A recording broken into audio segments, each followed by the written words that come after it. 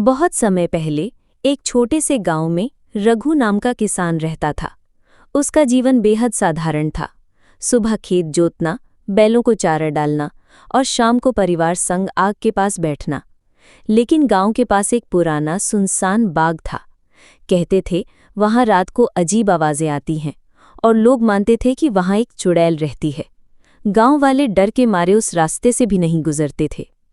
रघु भी उस बाग के बारे में सुन चुका था, मगर उसने कभी विश्वास नहीं किया। वो हमेशा कहता, अगर हम मेहनत करें और भगवान पर भरोसा रखें तो किसी चुड़ैल से डरने की जरूरत नहीं। एक दिन रघु के बैल खेत से लौटते वक्त अचानक उसी पुराने बाग में घुस गए। अंधेरा होने ही वाला था। रघु के पास कोई चारा नहीं था, उसे वहीं जाना पड़ा। जैसे ही वो बाग में पहुंचा, हवा ठंडी और भारी हो गई। पत्ते अपने आप हिलने लगे। अचानक उसे लगा कि कोई उसके पीछे खड़ा है। उसने मुड़कर देखा, वहां एक लंबे बालों वाली औरत खड़ी थी, जिसकी आंखें लाल चमक रही थी। रघु समझ गया, ये वही चुड़ैल है जिसकी बातें गांव में होती थी। चुड़ैल ने धीमी आवाज में कहा, किसान, तुम मेरे इलाके में क्यों आए हो? यहाँ से जिंदा वापस जाना चाहते हो तो मुझे हर साल अपनी फसल का आधा हिस्सा देना होगा। रघु डर तो गया, लेकिन उसने हिम्मत नहीं छोड़ी।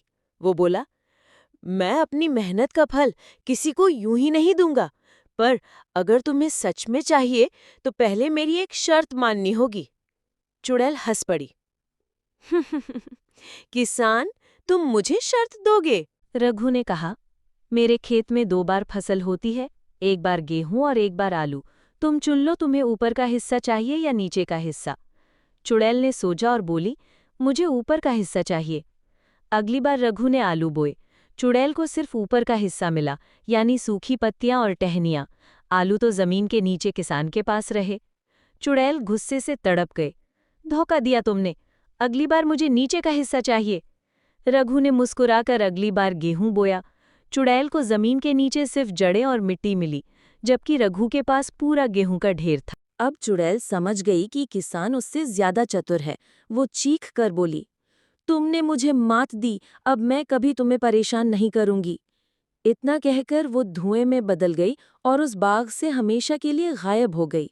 रघु ने साबित किया कि हिम्मत और बुद्धिमानी से डरावनी मुसीबत को भी हराया जा सकता है। गांव वालों ने उसे बहुत सराहा और उस दिन के बाद कोई भी उस बाग से डरकर नहीं भागा।